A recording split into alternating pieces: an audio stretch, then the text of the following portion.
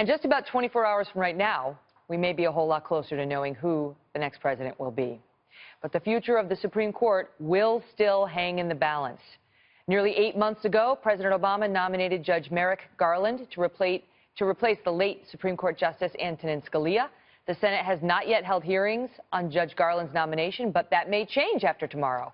Judge Andrew Napolitano is Fox News senior judicial analyst. He's here with his thoughts. Okay, so if Hillary wins and the Democrats take control of the Senate, the Republicans have a very short window. Right. Even though they've said they shouldn't do it and they wouldn't do it, and this Supreme Court replacement should be up to the next president. They were hoping it would be a Republican. Right. Do you think they are likely to try to confirm Merrick Garland? I do. I think they will, because Judge Merrick Garland is the most conservative nominee to the Supreme Court by a Democratic president since 1941, when FDR nominated Bob Jackson as Attorney General. And he's in his 60s. Correct. They would ordinarily, in ordinary times, not the divisive times we have today, embrace him as being partially one of theirs.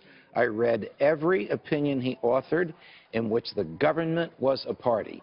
And some of the most conservative members of the Senate, who happen to be lawyers, would have signed on to those opinions had they been in the court. I've been saying for months, Judge, that the Republicans should be so lucky as to get a Merrick Garland on the Supreme Court. Right. But there's a question.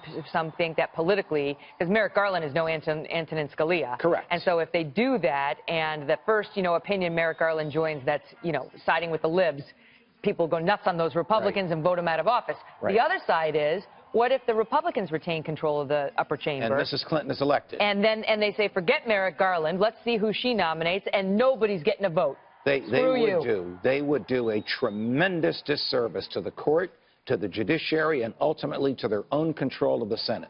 In 2018, 2 years from now, the Republicans will have to defend 27 out of 34 seats. They would be clobbered, I think, by an electorate for having crippled the Supreme Court, which is basically evenly divided. 4 conservatives, 4 progressives. Occasionally, one of those conservatives, Justice Kennedy, sides with progressives on social issues. He doesn't on issues of the role of the federal government and federalism. This is the crazy thing. So these are the stakes tomorrow. If the next Supreme Court justice is nominated by a Democrat, and keep in mind Ruth Bader Ginsburg, a liberal, is 83, Stephen Breyer, a liberal, is 78. Right. It would be the first time since 1969 that 5 justices on the High Court would be Democratic appointees.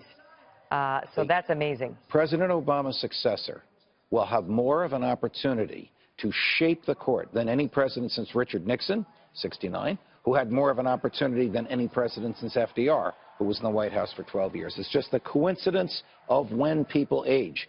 Two that are up there, Justice Anthony Kennedy is 80, same age as Justice Scalia was when he passed away. How weird to be a Supreme Court justice and have all these people speculating about when you're going to die. I know, it's so terrible. He'll die soon, and then they'll... I didn't say die. They just may want a more relaxed life.